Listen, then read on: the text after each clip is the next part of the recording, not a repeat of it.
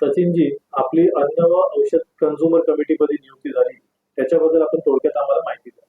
माझी अन्न आणि औषध कन्झ्युमर कमिटी मापे विभागाध्यक्षपदी निवड झाल्याबद्दल आमचे सर बोबडे सरांचे पहिले मी आभार मानतो. माझ्यावर जी काही जबाबदारी दिली आहे ते आम्ही योग्यतेरित्या आणि प्रामाणिकपणाने पार पाडू. मापे विभागामध्ये हा विभाग झोपडपट्टीचा विभाग आहे. तर या ठिकाणी भेसळयुक्त पदार्थ जसे की खाद्यपदार्थ झाले, पॅकबंद सीलबंद डबे झाले, पॅकबंद जे वेफर्स वगैरे चिप्स वगैरे झाले, गुटखा झाला, असे अनेक प्रकारचे खाद्यपदार्थ आणि औषध पदार्थ याच्यामध्ये भेसळ जे प्रकार आहेत ते तुम्ही ते विषय कसे हाताळणार?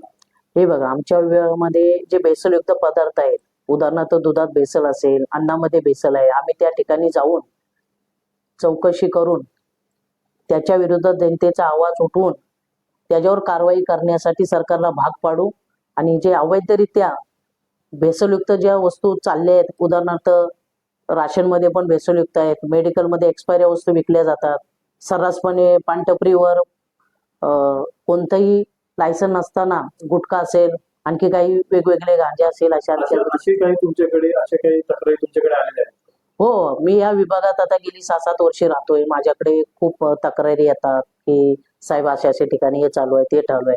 म्हणजे आमचं एकच आहे की लोकांना चांगलं आरोग्य देण्याचा प्रयत्न आम्ही करू. आणि जे असे प्रकार जिथे जिथे चालू आहेत तिथे आम्ही चौकशी करून. अशा कुठे तक्रारी आलेल्या आहेत आणि तुम्ही त्याच्यावरती कुठे शासन दरबारी कुठे पत्रव्यवहार केला आहे आणि पत्रव्यवहार केला असेल तर त्याच्यावरती काही कार्यवाही झाली आहे? हे बघा, आता हा MBP जो आमचा IT पार्क आहे, तिथे 4-5 पानटपरे आहेत. तिथे कसं आहे, लोक कामाला येतात, चांगली सुशिक्षित लोक कामाला येतात, परंतु या कंपनीच्या बाजूलाच पानटपरीचे टपरे आहेत. तिथे गांजा असेल, सिगारेट असेल, सुगंधी तंबाखू असेल, गुटखा असेल, विमल असेल, यांसारखे उपद्रव्य म्हणजे शरीराला घातक असे जे पदार्थ विकले जातात ते आम्ही पोलिसांकडे पत्रव्यवहार करून त्यांना सांगितले की याच्यावर योग्य ती कारवाई करावी, जेणेकरून जनतेचे हाल होऊ नयेत, कुणाला आरोग्याला धोका पोचू नये, याच्यासाठी तुम्ही खबरदारी घ्या. एवढं आम्ही पत्रव्यवहाराने केलेलं आहे.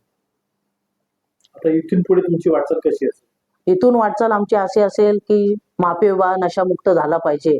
की जे पानटपरीमध्ये सर्रास जर तुम्ही पाहायला गेलात तर ज्या नशेच्या वस्तू आहेत त्या पानटपरीच्या दुकानातच मिळतात.